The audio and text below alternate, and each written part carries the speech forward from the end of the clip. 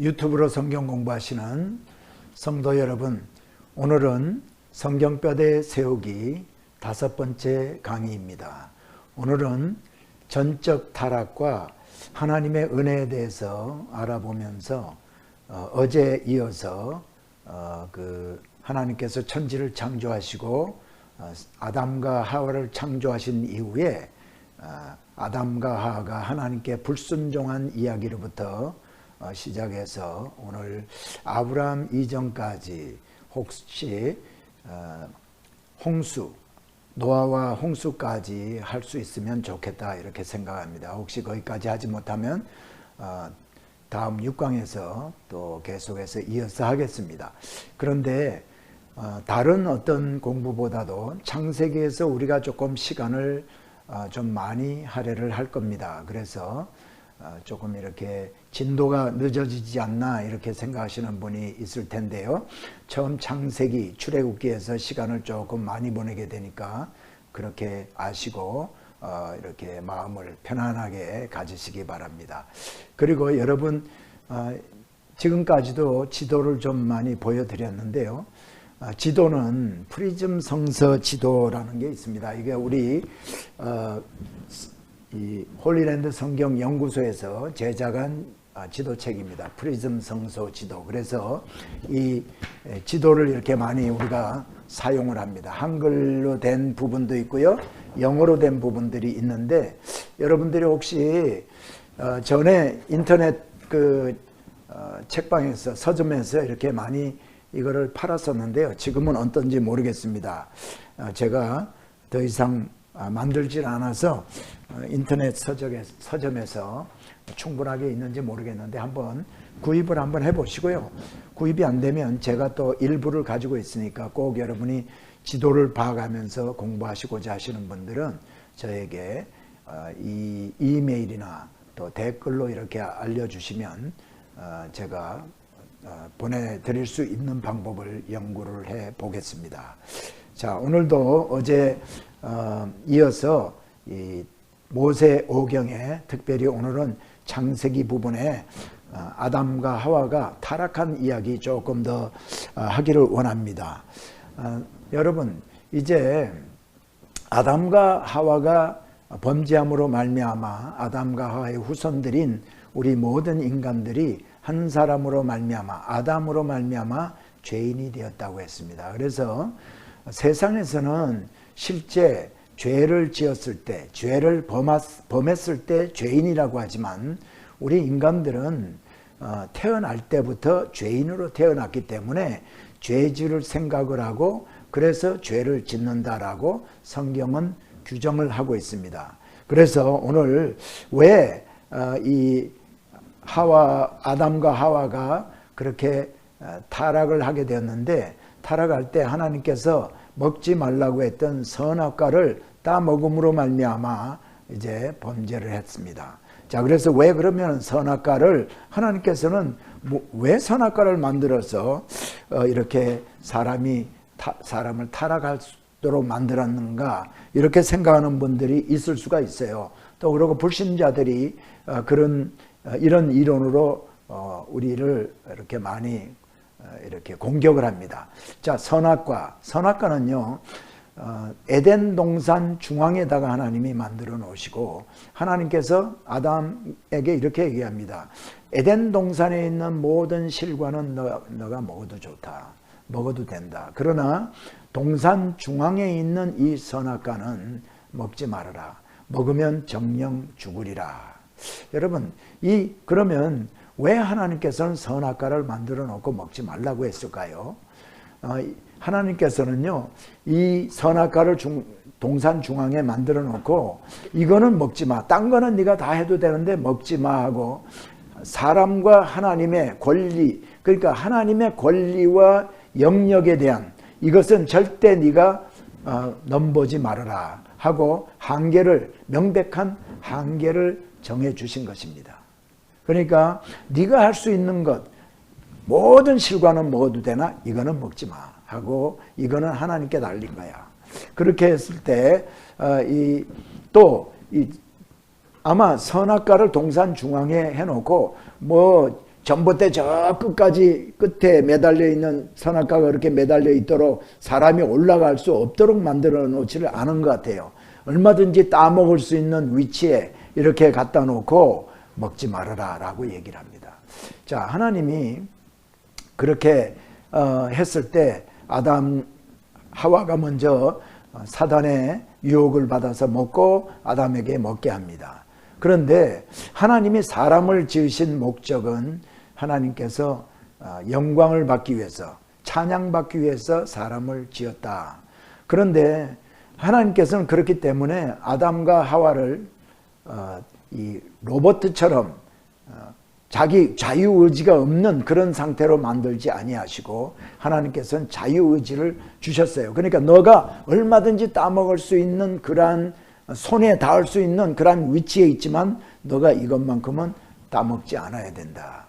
그래서 자기에게, 아담과 하와에게 따먹을 수 있기도 하고 따먹지 않을 수도 있기도, 자기 자유의지로서 이거 할 수 있는 자유의지를 줬어요. 그 이유가 뭔가 하면 자유의지가 없는 사람을 만들었다면요, 그게 하나님께 영광이 되지가 않습니다. 오늘날 우리가 로봇가 얼마나 많이 나오죠. AI, Artificial Intellect, 이거 또 만들어 가지고 이렇게 바둑도 이렇게 두개 하고 이렇게 많이 하는데 그런 것들은 자유의지가 없어요. 프로그램된 대로 움직이게 돼 있습니다. 근데 그렇게 됐을 때는 하나님께서 영광이 안 됩니다. 다시 말하면 여러분, 로봇가 있어요. 로봇가 아침에 일어나서 아침마다 하나님 만났을 때 하나님 찬양해요, 하나님 찬양해요. 하나님 찬양하도록 그렇게 입을 말하도록 만들어 놓은 로봇가 하나님 앞에 찬양한다고 했을 때 그것이 하나님이 기쁨이 되겠습니까? 여러분, 저는 이제 손자 하나에 손녀 하나가 있는데요. 걔들이 어릴 때 태어날 때부터 자유의지가 있지 않습니까? 그러니까 내가 걔들 어릴 때 할아버지에게 물 한 잔 떠다 줘 했을 때 걔가 물을 떠다 줄 수도 있고 안 떠다 줄 수도 있어요. 그럼에도 불구하고 이 떠다 줬을 때 그 물을 떠다 주지 않을 자유의지가 있음에도 불구하고 할아버지 여기 물 있어요 하고 물을 떠다 줬을 때 내가 기쁨이 더 배가가 되고 또 그게 그 손녀딸의, 손녀나 손자의 사랑을 내가 이렇게 받기 때문에 기쁨이 되는 거죠. 그것처럼 하나님께서는 자유의지를 주어서 따먹거나 따먹지 않거나 할 수 있는 그런 선택권을 사람에게, 피조물에게 부여를 했다는 거죠. 자, 그랬는데 사단의 유혹에 빠져서 이렇게 하와가 먹고 아담을 또 먹게 함으로 말미암아 범죄를 했습니다. 여러분, 그래서 이것이 하나님 앞에 순종할 때, 먹지 말라는 것을 먹지 않았을 때 하나님께 영광이 되고 기쁨이 된다 말씀드렸고요. 만일 아담과 하와가 먹지 않았으면 영원히 살 수 있는 존재, 오늘도 아마 아담과 하와가 그대로 살아있는지도 모르겠습니다. 여러분, 그리고 이 자유의지에 대해서 제가 설명을 드렸고요. 그 다음에 이 타락의 결과가 뭐냐? 죽음이, 정령 죽으리라 했기 때문에 아담과 하와가 죽을 수밖에 없는 그러한 사람이 되었고, 그 다음에 아담과 하와가 이제 그 후손으로 태어난 모든 사람도 죄인으로 태어날 수밖에 없고 죄인일 수밖에 없는 거죠. 자, 여기에 또 선악을 알게 되었습니다. 선악을 알게 하는 선악과를 먹음으로 말미암아 선악을 알게 됐어요. 여러분, 선과 악은 하나님의 영역이라고 그래서 하나님께서 선악과를 먹지 말라고 한 겁니다. 만일 선악과를 먹지 않았다면 사람들이 이거는 선하고 이거는 악하다가 아니고 하나님의 말씀만이, 하나님이 하시는 것만이 선이요 하나님께 속하지 않은 것은 악이라고 우리가 여기면서 살았을 겁니다.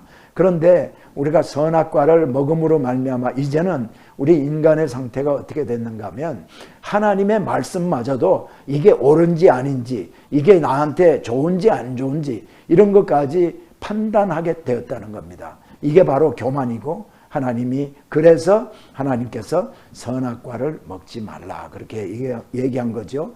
그런데 우리 인간은 부족합니다.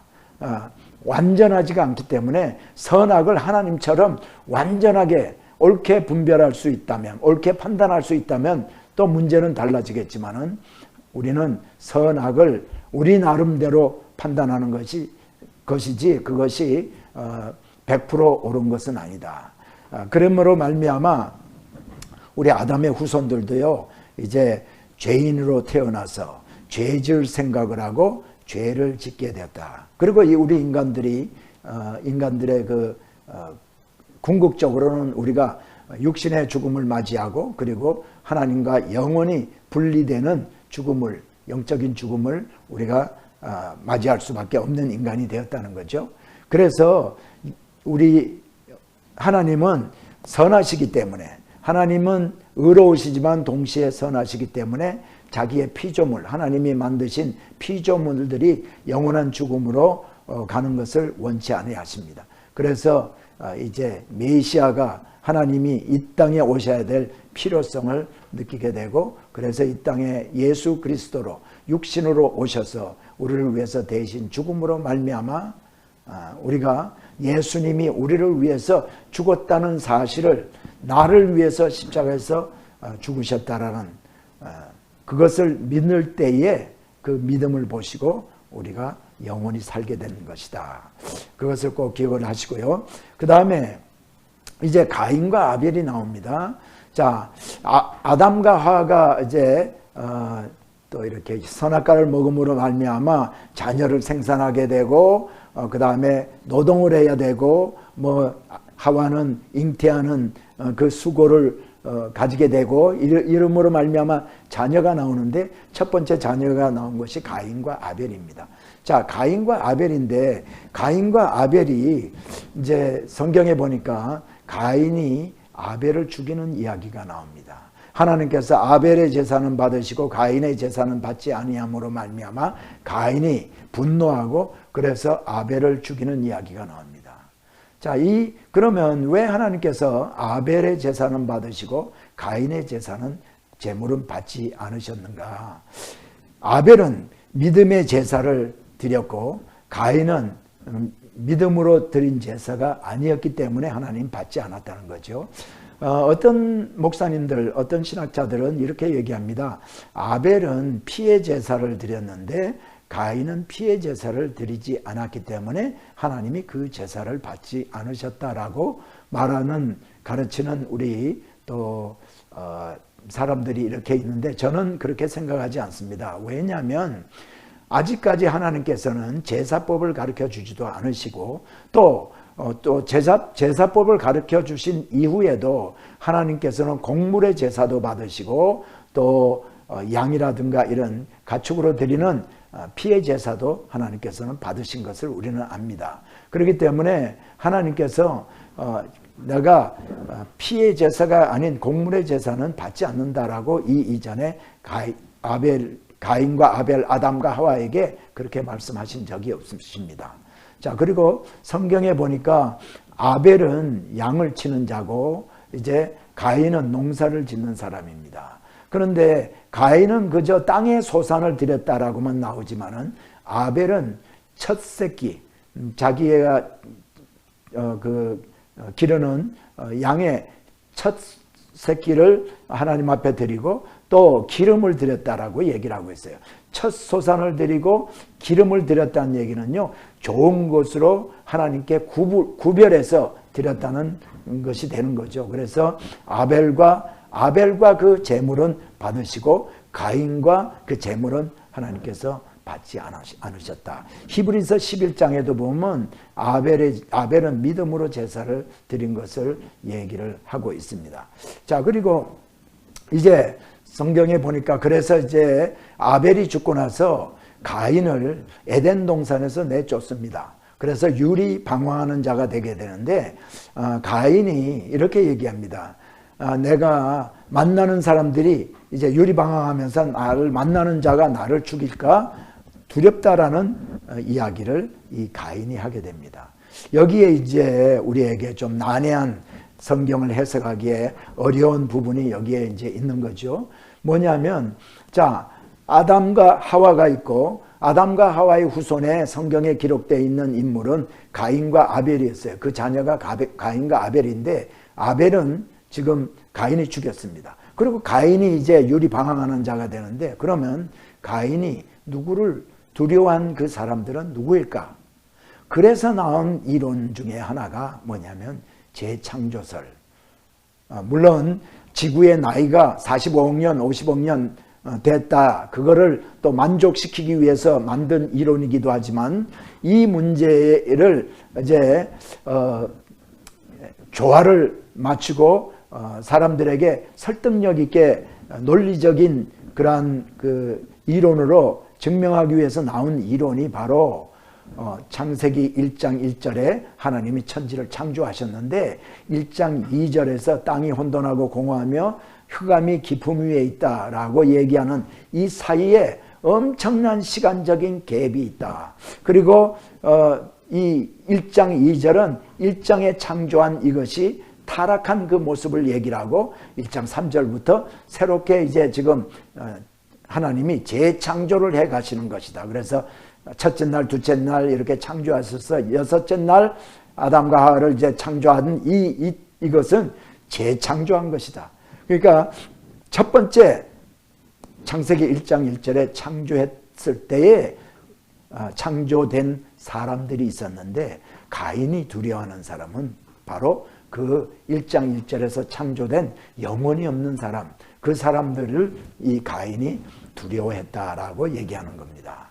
이거는 제가 창조에 대해서 첫 시간 창세기 1장 1절과 2절 설명을 드릴 때 이미 좀 설명을 드렸습니다. 이거는 잘못된 이론입니다. 이거는 복음주의적 해석이 아니라는 것을 여러분 꼭 기억하시기를 바랍니다. 그렇다면 가인이 두려워한 사람이 누군가?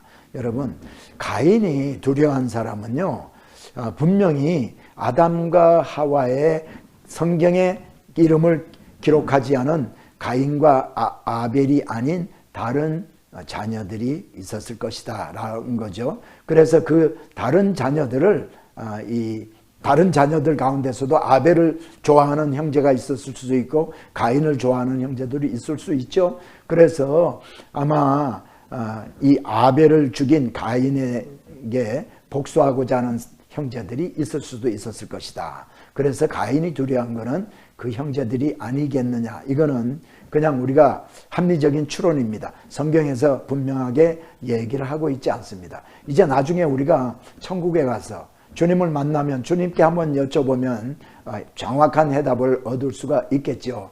그러나 분명한 것은 재창조한 것이 아니라 여기에서 우리가 이 가인이 두려워했던 사람들, 그게 해석이 좀 난해한 구절이지만 그렇게 생각할 수가 있다. 그리고 또 한 가지 이것을 그렇게 생각할 수 있는 이유가 어디 있는가 하면요. 자, 가인이 유리방황한 자가 되고 하나님이 셋이라는 자녀를, 경건된 자녀를 하나님이 이렇게 주십니다. 그런데 이 셋이라는 자녀가 그러면 지금 이 아담과 하와가 셋을 줬는데 그럼 셋의 자녀는 어떻게 태어났겠는가? 지금 이름이 어떤 사람이 있어야 여인하고 결혼을 해야 자녀가 나올 텐데 성경에 이름이 들어가 있지 않습니다. 가인도, 가인의 후손도 이렇게 가인도 아기를 낳고 후손이 있고 셋의 후손도 성경에 기록이 되어 있어요. 근데 이 가인과 셋과 함께 결혼한 사람들의 이름이 나와 있지 않다는 얘기죠. 고대 시대 때는 이 형제 자매들끼리 혼인하는 거, 근친 결혼하는 것이 이상한 일이 하나도 아니라는 겁니다.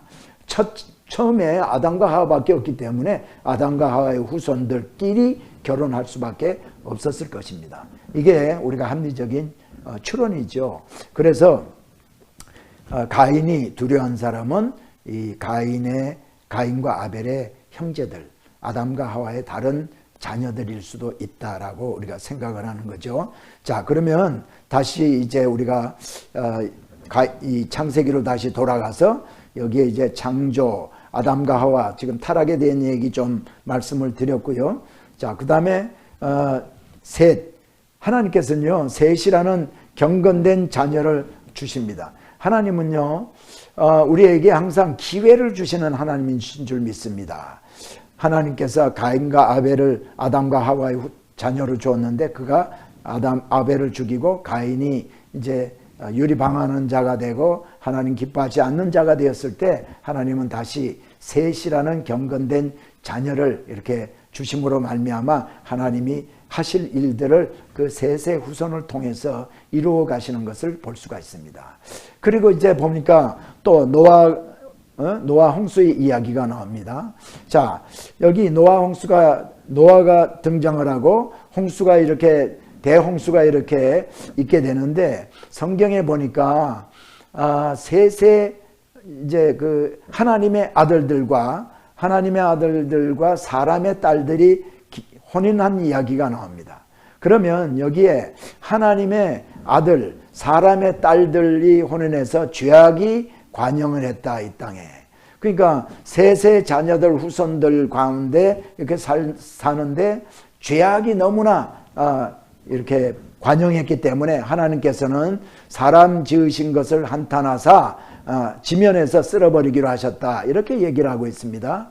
여기서 몇 가지 우리가 생각해 볼 게 있는데요. 하나님이 한탄하신다. 하나님은요, 후회가 없으신 분입니다. 그런데 이런 표현은 우리가 인간이 이해할 수 있는 언어로 표현한 것이 바로 이런 표현입니다. 성경에 보면 내가 팔이 없어서 너희를 구원치 못하겠느냐, 또는 내 팔이 너를 구원하리라, 뭐 이런 얘기가 성경에 기록이 되어 있는데, 그러면 하나님도 팔이 있어, 하나님도 뭐 발이 있어, 이렇게 우리가 얘기를 하면 안 되는 거죠. 이 하나님을 의인화해서 우리가 이해할 수 있는 언어, 인간이 이해할 수 있는 언어로 표현한 것이 바로 그런 것이죠. 자, 그래서 어쨌거나 인간들이 이제 죄악이 관영이 되었다. 이거를 해석을 할 때 하나님의 아들들을 천사들로 얘기하는 분들이 있습니다. 그래서 천사들이 사람의 딸들과 결혼함으로 말미암아 이제 네피림 같은 큰 거인과 같은 사람들도 생겨났고 죄악이 이렇게 들어왔다. 그런데 그렇게 해석하는 것은 건전한 복음주의적인 해석이 아니고요. 여기에서 하나님의 아들들은 누구를 얘기하냐? 천사를 얘기하지 않습니다. 천사는 시집가고 장가가지 않는다고 했어요. 그러니까 우리가 천사가 사람들하고 결혼을 했다라는 것은 생각할 수가 없는 거지요. 그러니까 하나님의 아들이라는 것은 여기에 경건된 셋의 자녀를 말하는 것이고요.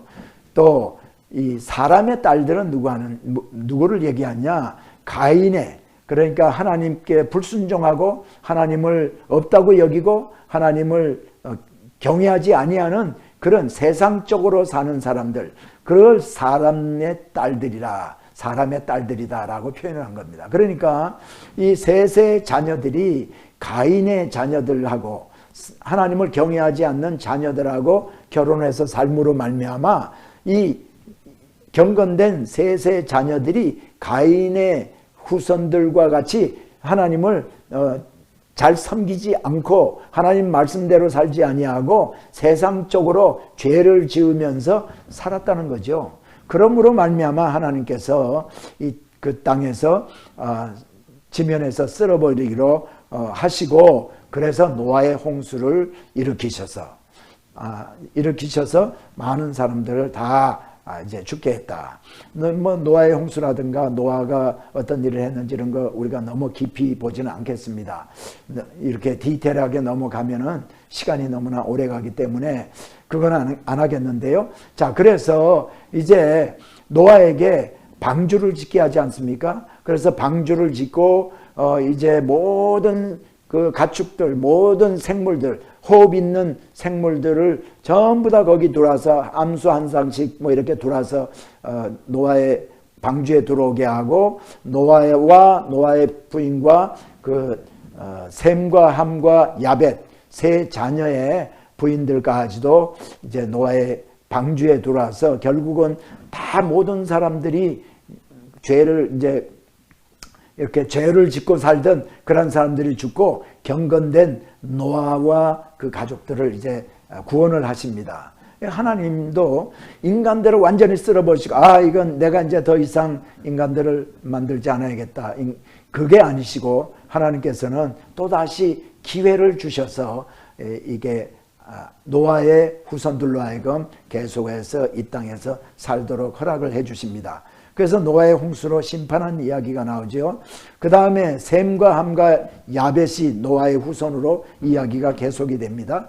그런데 여기서 이제 노아가 방주가 이제 땅에 이렇게 올라오고 했을 때 포도를 심고 뭐 이렇게 살게 되면서 포도주로 술이 취해 있을 때 함과 야벳이 이제 그걸 보고, 특히 함이 보고 아버지의 그 술 취해서 전부 옷을 벗고 누워 있는 그런 모습을 보고 이제 조롱을 하고 이제 그런 이야기가 나오고, 함과 야벳은 이제 그 아버지 그 벌거벗은 모습을 보고 이제 그렇게 했음에도 불구하고 셈은 옷을 가지고 뒷걸음쳐서 이렇게 덮어준 이야기가 나옵니다.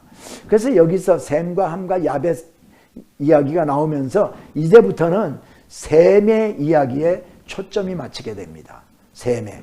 그래서 셈과 함과 야벳이 어쨌거나 같이 이제 모여서 같이 그 자녀들을 놓고 다시 살았겠죠. 그 이전에 셋의 자녀와 가인의 자녀들은 전부 다 이제 멸망하고 노아 한 사람과 노아의 자손들이 이제 또 인류를 이어가는데, 셈과 함과 야벳의 자녀들이 함께 모여서 살면서 바벨탑을 쌓는 이야기가 나옵니다. 여러분, 바벨탑을 쌓아서 하나님께 이르자 이렇게 하면서 교만해졌다라고 했어요. 하나님께 아마 뭐 자세하게는 성경에서 얘기하고 있지 않지만은 하나님께 대적하는 그러한 일들이 많이 있었던 것 같습니다. 그래서 하나님께서는 또 이제 이들을 언어를 혼잡케 함으로 말미암아 세상에 흩어놓게 됩니다. 이 바벨탑을 쌓아서 하나님께 이제 대적하는 것은요, 교만한 것이 바로 대적입니다. 우리가 오늘날도 우리가 교만해서 하나님 없이 이렇게 내가 살 수 있다, 내가 모든 것을 할 수 있다라고 생각하는 이 모든 것들이요, 교만입니다. 그래서 하나님께서는요, 안 되겠다. 이게 모여있고 이러니까 힘도 있고 모여있으므로 파워도 생기고 하다 보니까 이렇게 되니까 이제 언어를 혼잡케 합니다. 다시 말하면 그 당시까지는 한 언어로 서로 소통이 가능했지만 어느 날 갑자기 언어가 통하지 않게 만듭니다. 모든 사람들끼리 통하지 않게 되니까 뿔뿔이 흩어지게 됐다. 자, 그 이야기가 이제 바로 바벨탑 사건까지 이야기입니다. 바벨탑, 여기에 이제 다시 한번 여러분에게 이 창세기 부분을 좀 보여드리는데요. 그래서 창조부터 시작해서 바벨탑까지 이야기를 좀 간단하게 말씀을 드렸고요. 자, 이제는 셈의 후손 가운데 아브라함이 등장을 하게 됩니다. 사실 이제 앞에 셈과 함과 야벳 이야기가 나온 것도 결국은 아브라함의 초점이 맞춰지기 위해서 전부 아브라함 이전에 아담에서부터 쭉 족보들을 얘기를 하고 있었던 일들을 얘기를 해주고 있습니다. 자, 아브라함 이야기가 이렇게 나오는데요. 아브라함. 자, 아브라함은 원래 갈대아 우르라는 곳에서 살았습니다. 갈대아 우르는 지금의 이락의 티그리스 강과 유브라데스 강이 만나는 그 지역이 바로 갈대아 우르인데요. 제가 지도를 좀 보여드리겠습니다. 갈대아 우르. 자, 여기에서 여러분 가나안 땅이 여기 있죠. 가나안 땅, 갈릴리 호수가 여기 있고 이 사해 바다가 여기 있습니다. 그리고 여기 시나이 반도가 여기 있고요. 그리고 여기 지금 제가 지금 표시 이렇게 해드리는 이게 두 강이 여기 있습니다. 티그리스 강과 유브라데스 강이 이렇게 있는데 이 만나는 부분에 여기가 바로 지금 동그란 표시 도나스처럼 제 얼굴이 가리고 있군요. 자, 여기 도나스처럼 동그랗게 되어 있는 이 부분이 갈대아 우르 지역입니다. 이 갈대아 우르 지역은 원래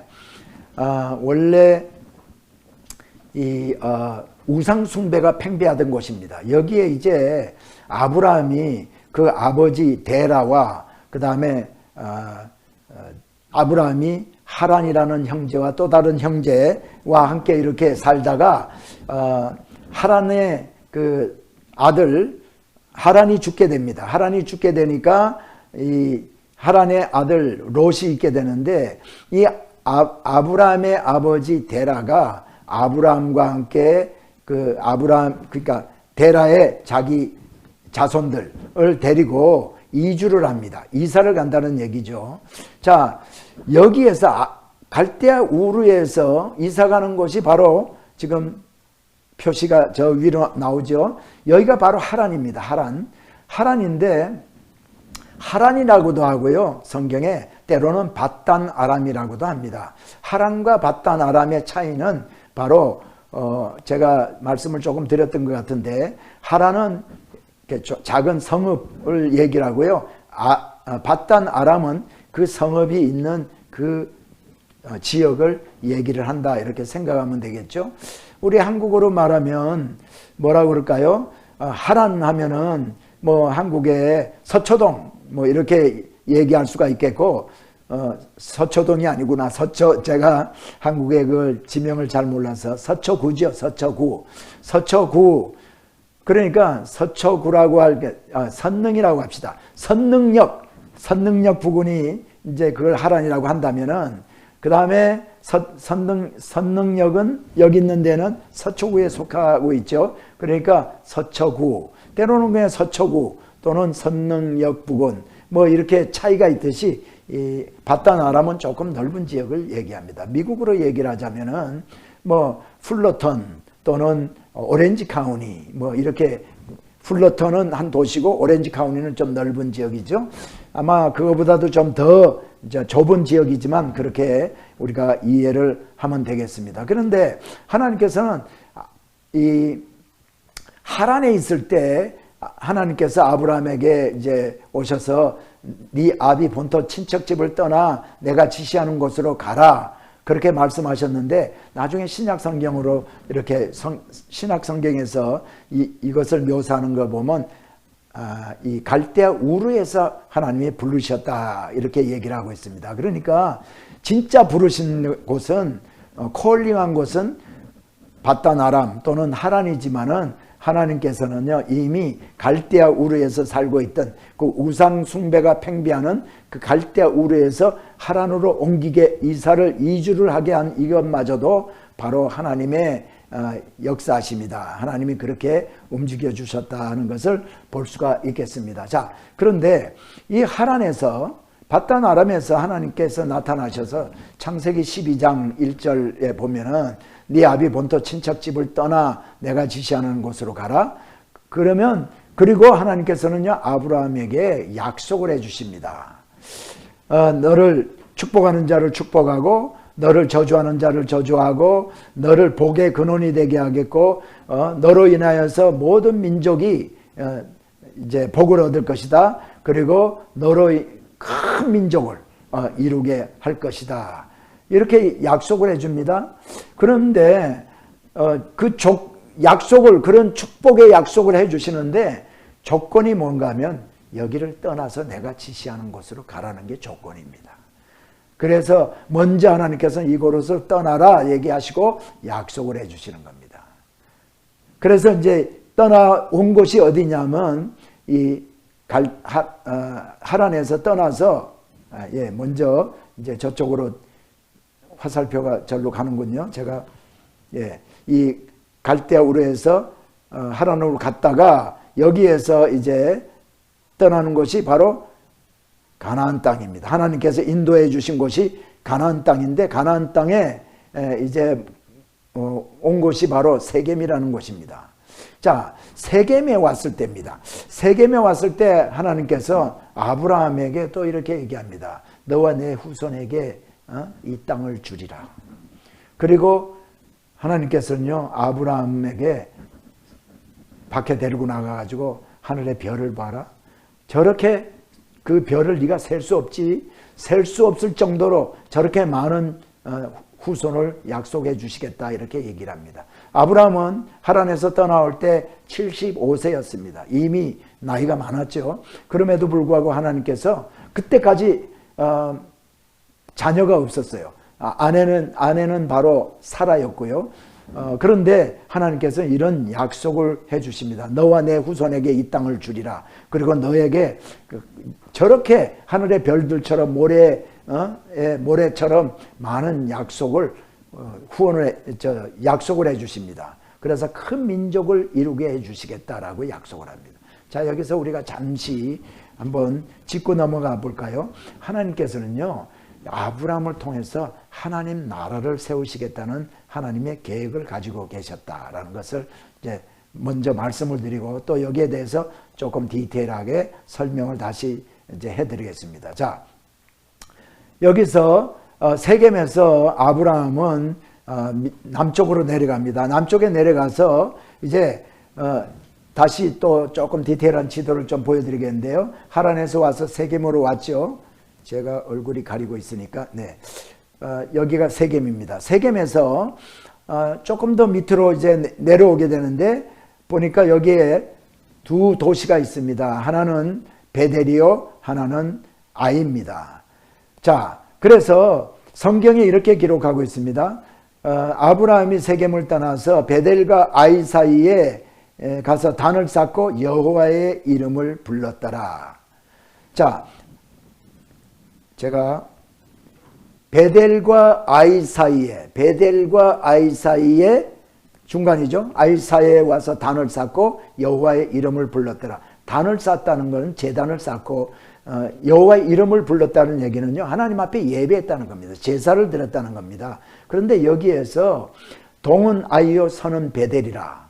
여러분, 제가 이렇게 있으면은 늘 저를 지도로 이렇게 생각하시면 여기가 갈릴리 호수입니다. 갈릴리 호수. 여기 넥타이 있는 부분이 요단강이고요. 보이지 않지만 이 밑에 부분이 이제 사해바다가 되겠죠. 그런데 지금 여기가 요단 동편이고 요단 서편입니다. 요단 서편. 그 세겜은 갈릴리 호수에서 요단 서편에 이 정도 있다라고 생각을 하면 돼요. 그런데 여기에서 조금 내려가서 두 도시 사이에 있는데 이쪽에 있는 동쪽에 있는 게 아이고 서쪽에 있는 게 베델입니다. 그래서 여기서 성경에 보니까 동은 아이요 서는 베델이라고 성경은 기록하고 있어요. 동은 아이요 서는 베델이다. 그래서 지금 우리가 성지순례를 가면 베델의 동쪽에 아이가 있고 아이의 서쪽에 베델이 있는 거죠. 여러분, 이 성경의 이런 근거를 통해서요, 여러분 고고학자들이 발굴을 할 때 베델을 발굴하고 나면은 베델의 동편에 아이를 발견하려고 노력을 하는 거죠. 예. 그래서 베델과 아이 사이에서 제가 나중에 이제 여호수아서를 공부하기 직전에 대해서 이스라엘의 지도에 대해서 디테일하게 들어가서요, 각 도시에 대해서 한번 여러분과 함께 공부를 해 보려고 합니다. 자, 여러분. 자, 그래서 여기에서 베델과 아이 사이에서 또 떠나서 남쪽으로 내려갔다, 남방으로 내려갔다라고 성경은 기록하고 있어요. 남방은 어디냐면 이 네게브, 이 지역이 바로 남방입니다. 여기는 부엘세바라는 도시도 있고 아라드라는 도시도 있고 이라는 곳이 사막이에요. 예, 그런 곳이 바로 아라드인데 남방인데요. 재밌는 것이 있습니다. 여기서 또 이제 기근이 들게 됩니다. 가뭄이 들어서 먹을 게 없어지니까 애굽으로 가죠. 애굽은 여러분이 보시는 대로 여기는요, 이 나일강 하류 지역의 고센 땅이라든가 이 나일강 하류 지역은 땅이 비옥하기 때문에요, 농사가 잘 되는 곳입니다. 그래서 아브라함이 이 애굽으로 이렇게 가게 되죠. 자, 여기서 다시 제가 이 화면을 좀 바꿔 가지고 처음으로 이 창세기로 돌아가겠습니다. 자, 여러분 아브라함의 이주와 이 정착에 대해서 지금 설명을 하고 있는데, 베델과 아이 사이에서 여러분 베델과 아이 사이, 베델과 아이 사이 세겜에서 베델과 아이 사이 갔다가 베델과 아이 사이에서 남방으로 내려갑니다. 남방에서 애굽으로 갑니다. 여기 남방에서는 기근이 들어서 애굽으로 가요. 애굽으로 가서 있었던 이야기 우리가 잘 알죠. 사람들이 자기 아내가 너무 사라가 예쁘기 때문에 사라로 인해서 사라를 뺏어가려고 자기를 죽일까봐 두려워서 여러분 이제 사람들에게 사라에게 얘기합니다. 내 누이라고 그래라. 여러분 그런데 하나님은 이전에 벌써 이 세겜에 있을 때 아브라함에게 이렇게 얘기합니다. 네 몸에서 나는 자라야 네 씨다. 그리고 너에게 후손으로 이렇게 많은 사람 자손을 축복해 주겠다고 할 때 나는 지금 현재 아들도 하나도 없는데 내가 그래서 내 종 엘리에셀을 내가 후계자로 생각하고 있습니다. 그럼에도 불구하고 너 엘리에셀은 네 후손이야. 네가 네 씨가 아니야. 네 몸에서 나는 자라야 네 씨다 그러고요. 그 사라와 사이에서 낳을 아이에 대한 약속을 하나님께서 말씀을 해 주시거든요. 그럼에도 불구하고 아브라함은 믿음 없는 짓을 하죠. 애굽에 가가지고 그렇게 얘기함으로 말미암아 이 결국은 사람들이 애굽의 부하들이 그 사라가 예쁘다는 얘기를 하니까 그 소문을 듣고 바로가 이제 사라를 데리고 아내로 삼기 위해서 아브라함에게 많은 가축들을 주고 이렇게 하고는 아마 사라를 데리고 갔던 것 같아요. 그런데 하나님께서는요 이 바로의 집에 재앙을 내렸다라고 얘기를 합니다. 그래가지고 이제 바로가 그러면서 아마 성경은 기록하고 있지 않지만은 사라를 보내라고 했겠죠. 그래서 이 바로가 깜짝 놀래가지고 사라를 도로 돌려보냅니다. 손 하나 대지 않고 돌려보내죠. 그리고 아브라함에게 네가 어찌 그렇게 거짓말을 해서 나에게 이렇게 어려움을 당하게 하느냐 그러면서 많은 이제 재물도 주고 해서 사라를 돌려보냅니다. 여러분 사라는 하나님이 아브라함과 사라 사이에서 나는 자손을 통해서 하나님 하실 일이 있으셨어요. 큰 하나님의 나라의 백성들로 하여 만들어서 큰 일을 하기 위한 계획이 있으셨는데 아브라함이 이렇게 믿음 없는 짓을 했습니다. 그렇다 할지라도 하나님은 세우신 계획을 이루어 가시죠. 사람이 잘못한다 할지라도 실수한다 할지라도 하나님은 세운 계획을 그대로 이루어 가시는 분이신 줄 믿습니다. 그래서 하나님은 사라를 보호해 주시고 다시 이제 아브라함과 사라가 롯을 데리고 이제 다시 올라갑니다. 올라가는데 여기 성경에 보면은요 남방을 갔다라고 얘기를 하고 있어요. 남방. 애굽에서 남방으로 갔다라고 얘기를 하고 있어요. 자, 여기 여러분 이 남방을 제가 네게브라고 설명을 드렸던 것 같습니다. 자, 베델에서 아이로 이 네게브라고 번역을 하지 않고 남쪽이라는 의미의 남방을 얘기하고 있어요. 그러니까 남방 갔다가 남방에서 또 애굽으로 내려갔다가 애굽에서 남방으로 가면은 더 남쪽으로 애굽의 그 남쪽 나일강 상류 지역으로 가야 그 남쪽이죠. 그런데 그것이 아니라 남방이라는 지리적인 지명이다.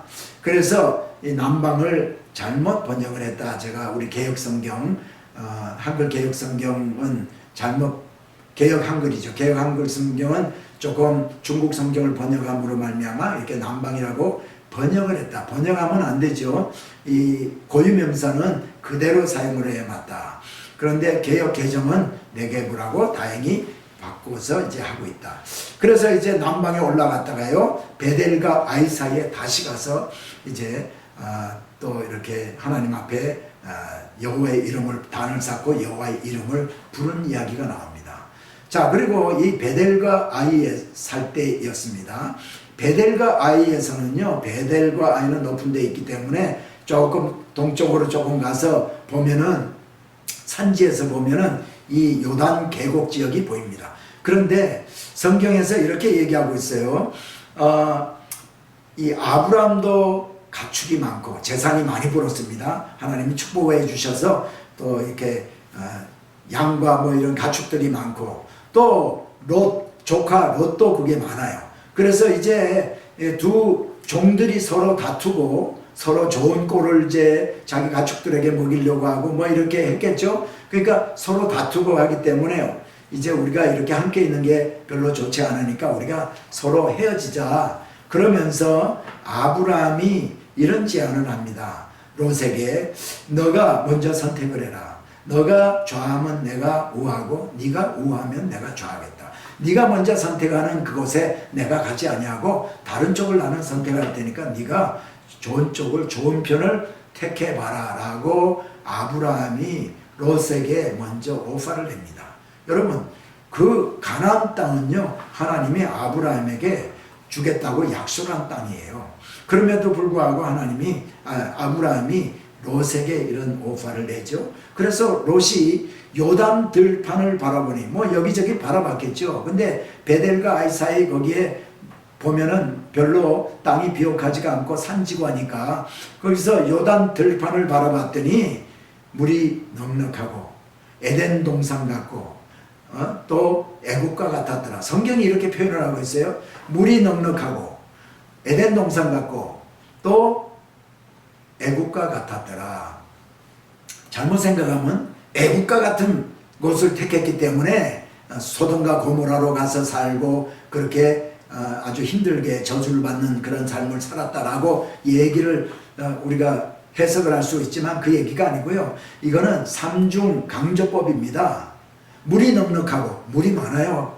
요단 계곡 지역은 사진을 좀 이따 보여드리겠습니다. 물이 넉넉하고 에덴 동산 같고 에덴 동산이 하나님이 모든 것을 이렇게 풍족하게 만들어 놓은 것이 에덴 동산 아니겠습니까? 그리고 물이 넉넉해 농사가 잘 돼. 그리고 애국과 같았더라. 애국 아브라함과 롯이 가서 살다가 온 애국 거기는 나일강 하류 지역에 자기들이 살던 곳에 물이 넉넉하고 땅이 비옥하고 그래서 농사도 잘 되는 그곳을 택했다. 좋은 곳을 택했다. 이 얘기를 하는 거죠.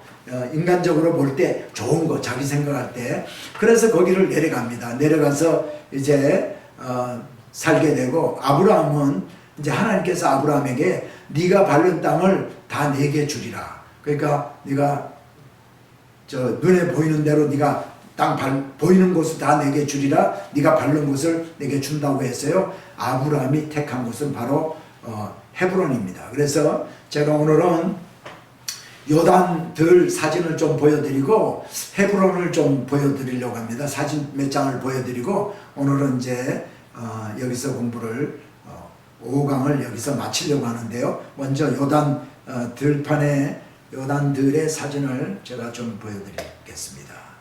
자, 요단 계곡 지역. 여기가 요단 계곡 지역입니다. 요단 계곡 지역은 이 갈릴리 호수로부터 시작해서 저 홍해까지. 그런데 홍해 이 사해바다 밑에 부분은 우리가 아라바라고 그러지만 다 요단 계곡 지역입니다. 조단 리프트 밸리라고 해서 그런데 여기가 지금 요단 계곡 지역이에요. 여러분 보시는 이 사진 제가 제 얼굴이 가리고 있기 때문에 좀 빼겠습니다.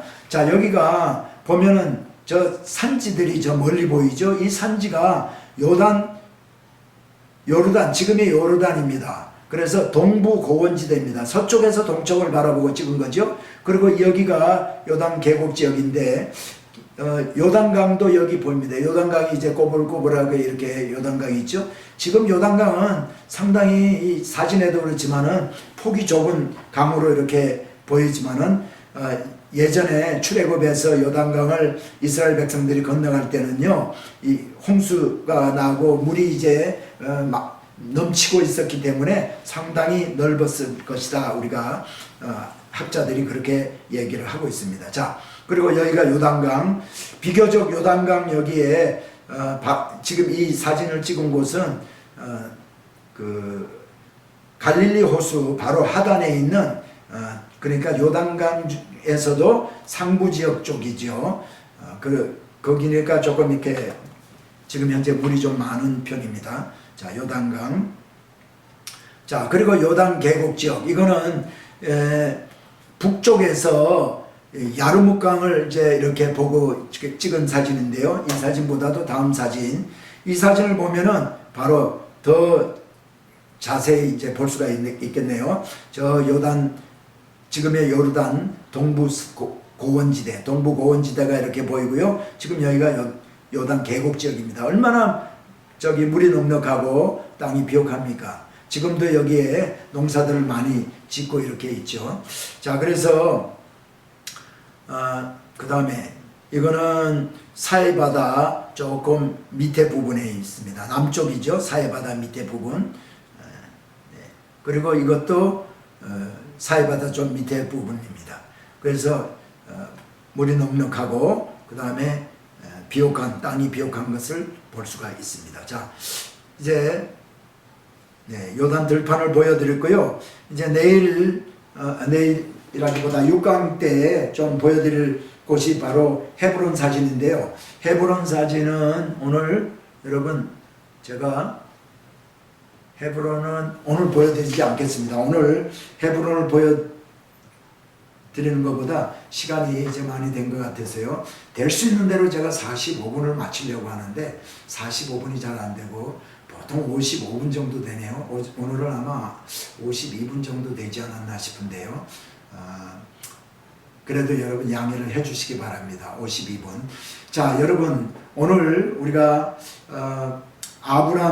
아브라함의 그 헤브론에 가기 직전까지 롯과 아브라함이 헤어진 내용까지 했습니다. 이제 6강에서부터는 또 헤브론의 이야기, 사라가 헤브론에서 죽는 이야기, 그리고 이제 또 아브라함의 종 엘리에셀을 북쪽에 자기가 살던 고향인 하란에 보내가지고 이삭의 아내를 불러오는 이야기, 이런 얘기를 해서 아브라함 이야기를 좀 다음 6강에서는 하겠습니다. 그러면 여러분 오늘 공부하시느라고 무척 수고 많이 하셨습니다.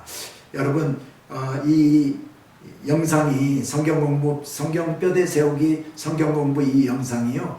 이 공부하는 이것이 많은 사람들에게 좀 전해질 수 있도록 아직까지 구독 신청 안 하신 분들은 구독 좀 눌러주시고요. 그리고 많은 사람들에게 널리 좀 알리셔서 부족하지만 강사가 좀 부족하지만 그래도 성경 공부를 이 코로나 바이러스 사태 가운데서도 이제 할 수 있도록 좀 널리 전해주시면 감사하겠습니다. 그래서 하나님이 우리에게 주신 은혜를 깨닫고 또 성령 충만한 가운데 우리가 살 수 있기를 바랍니다. 오늘도 여러분 승리하시기를 바라며 또 다음 시간에 6강 시간에 뵙겠습니다. 안녕히 계세요.